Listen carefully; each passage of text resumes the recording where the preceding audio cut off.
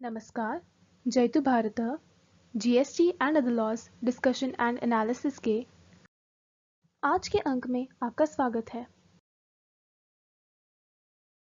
Fly ash, BRICS इत्यादि कई वस्तुओं पर 1 अप्रैल से जो टैक्स पेयर स्पेशल स्कीम का बेनिफिट लेना चाहते हैं उन्हें 6% जीएसटी भरना है। अर्थात या तो आईजीएसटी 6% या सीजीएसटी 3% प्लस एसजीएसटी 3%। तो अप्रैल महीने में जो स्पेशल स्कीम के अंदर जिन टैक्स पेयर्स ने क्लियरेंस किया हो उन्हें जीएसटीआर 1 फाइल करने की ड्यू डेट अभी आ गई है। 11 मई तक उन्हें रिटर्न फाइल करना है, लेकिन जीएसटीआर 1 के अंदर यह 6% जीएसटी बताने का अभी तक फैसिलिटी उपलब्ध नहीं है। इसके लिए जीएसटी पोर्टल ने कुछ टेम्पररी उपाय बताया है। वो क्या उपाय बताया है वही देख लेते हैं। यह एक एडवाइजरी जारी की है 10 मई 2022 को ही, रिपोर्टिंग 6% रेट इन जीएसटीआर 1। जो नोटिफिकेशन नंबर 2/2022 जीएसटी रेट के माध्यम से 1 अप्रैल से प्रभावी हो, इस प्रकार से कुछ वस्तुओं पर जीएसटी का नया रेट 6% आईजीएसटी या 3% सीजीएसटी प्लस 3% एसजीएसटी लागू किया है। उसमें कंडीशन यह है कि उन टैक्स पेयर्स को उन वस्तुओं के लिए इनपुट टैक्स क्रेडिट नहीं लेनी है। अब इसके लिए जो जीएसटीआर 1 का सॉफ्टवेयर है, पोर्टल में इस प्रकार के ट्रांजैक्शन को किस प्रकार से रिपोर्टिंग करना, उसके लिए चेंजेस अभी किए जा रहे हैं। अभी तक चेंजेस हुए नहीं हैं। तो यहाँ पर यह बताया एज अ टेम्पररी मेजर, यह जब तक ये चेंजेस न हो जीएसटी पोर्टल पर, तो टेम्पररी मेजर में किस प्रकार से इन ट्रांजैक्शन को रिपोर्ट करना है। तो taxpayers who have to report goods at this rate मतलब ये जो 6% आईजीएसटी या 3% CGST plus 3% SGST may do so by reporting the entries in the 5% heading.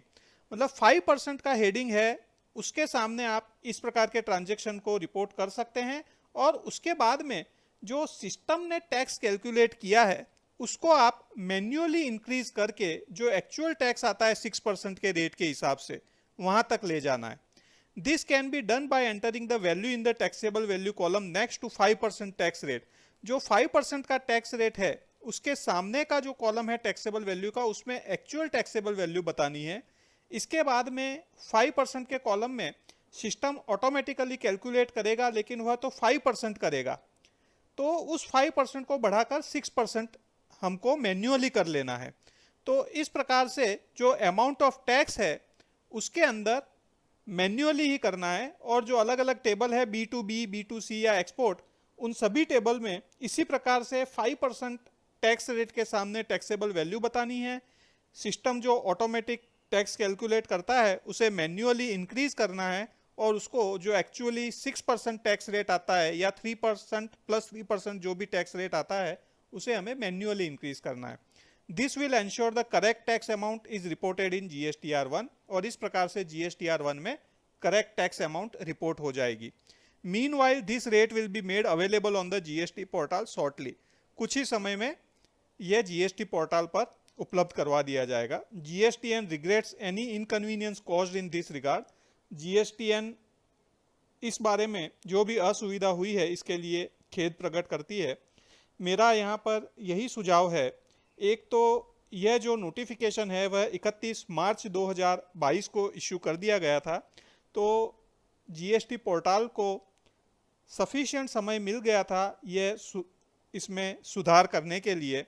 वो अब तक हो ही जाना चाहिए था। यदि नहीं भी हुआ तो आज ये अंतिम समय पर जो एडवाइजरी जारी की है 10 मई 2022 को, यह एडवाइजरी यह 30 अप्रैल को या 1 मई को भी जारी कर सकते थे। तो कम से कम जो टैक्स पेयर है जिन्हें इस प्रकार का रिटर्न फाइल करना है उन्हें कुछ समय मिल जाता, और ये अंतिम समय तक जीएसटी नेटवर्क के पोर्टल को देखते नहीं रहना पड़ता कि इसे हमें किस प्रकार से फाइल करना है। आज के अंक में बस इतना ही। धन्यवाद। Please like, share and subscribe. आपको और किसी जीएसटी रिलेटेड विषय पर जानकारी चाहिए विशेषतः तो कमेंट्स में लिख सकते हैं। जय हिंद।